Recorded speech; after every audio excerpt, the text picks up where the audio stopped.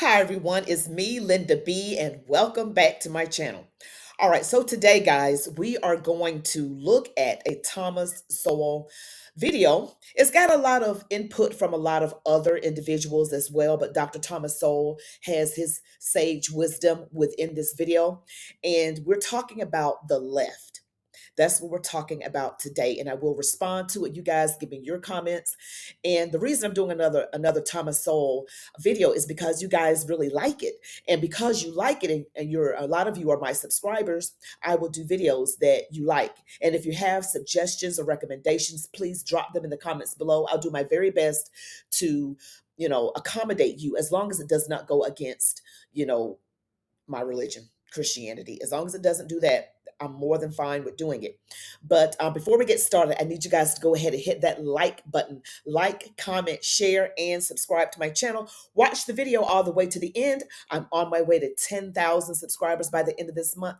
I definitely need your help to do that. And I know you guys are willing to help me. So without further ado, let's go.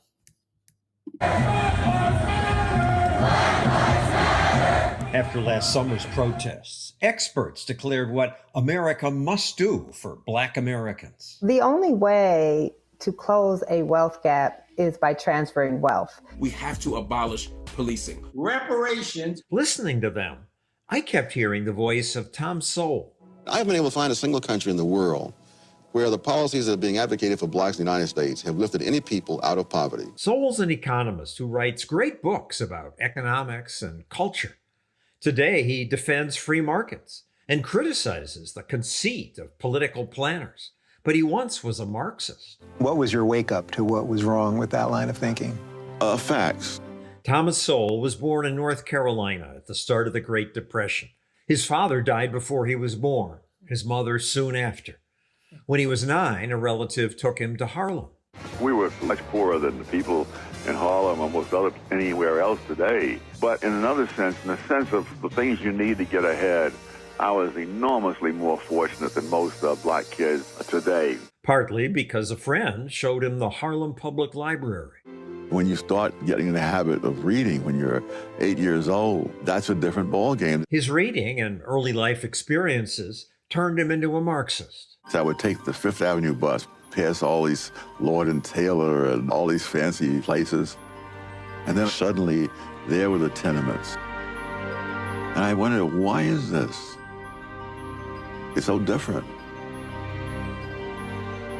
And nothing in the schools or most of the books seemed to deal with that. And Marx dealt with that. What then changed him was his first job. I was a summer intern at the U.S. Department of Labor.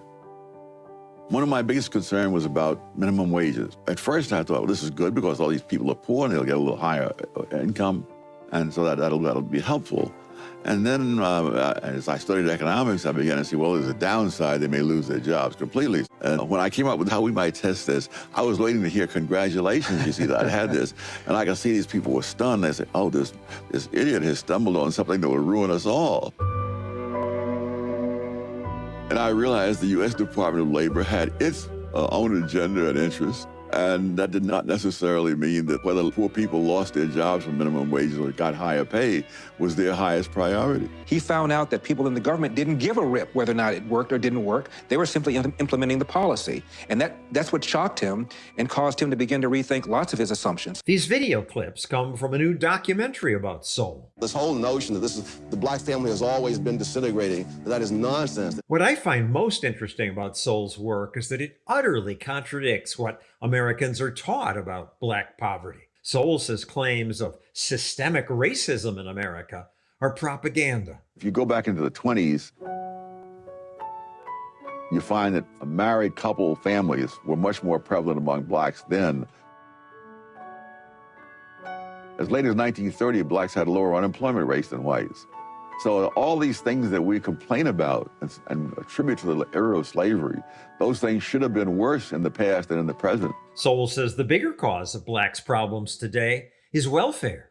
You began to have the mindset that goes with the welfare state, so that there was no stigma any longer attached, for example, to being on relief. The things they thought were going to help did not help, and in many cases made things worse. Sowell concluded that many government programs did much more harm than good because of affirmative action. Something like 1/4 of all the black students going to MIT do not graduate. You're talking about a pool of people whom you are artificially turning into failures by mismatching them with the school. Saying such things doesn't make Sowell popular with today's political elites, but he doesn't seem to care. Tom is absolutely fearless. He will not compromise any of his opinions for the sake of social politeness. And so today's politically correct media rarely give his work the attention it deserves. The media, the television, and the print media, they've wised up. You can't argue with Tom, so you might as well hide what he's doing. And that's what they're doing. They're just ignoring what he's written because there's no way that they can argue with Tom Sowell. Today, Sowell is a scholar at Stanford's Hoover Institution. He continues to write books about public policy. You can watch the full Sowell documentary at any of these sites starting next week. All right, so I just wanted to play that all the way through. There was no need to pause because it was only a 5-minute video. That gives just a snippet about, Thomas Sowell. He's very intelligent. And as you know, guys, he's in his early 90s, 93 years old. He'll be 94 in a little bit. And, he's gone to these very prestigious schools, Harvard, what was the other one? Columbia. Yes. And of course, Howard University. But the thing is, what the left is saying that harms Black people is not slavery. Slavery was harmful. Don't get me wrong. Don't get me wrong with that. But that it did not translate into the breakup of the home for some reason. The breakup of the family began with welfare. Okay. And I did another video on that. And this is a policy of the left. This is a Democratic policy. The policies that the Democrats have just simply do not work. They're not for school choice. They want you to stay in your poor performing schools. They're for abortion, want you to kill yourselves off. Transgenderism, make it so you can't procreate and leave you confused and suicidal. I definitely call them the party of death because it's death to anything that is of God. And also Black people were doing much better in the 1920s until the mid 60s. And that was closer to the end of slavery. So why did the effects of slavery have the impact on the Black family in those years? Because of welfare. And these are policies of the left. And of course, the mainstream media is not going to have Thomas Sowell on their program. They rather just not even bother arguing with him. The man in this video, I don't know his name, excuse me, said that they just rather hide him rather than even try to debate with him. He has entirely too much knowledge. He has lived through Jim Crow and pre-Jim Crow.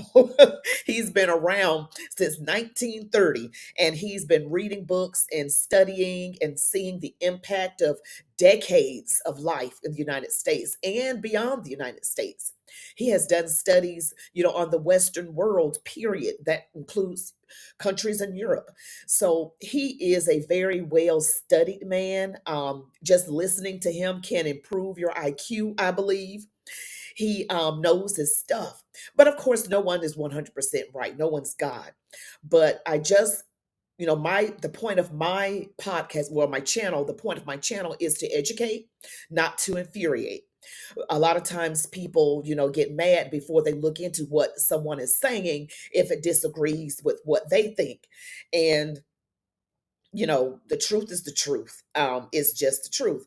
And so Black people, the problem that we have is that he also stated that the being on welfare produced a welfare mindset.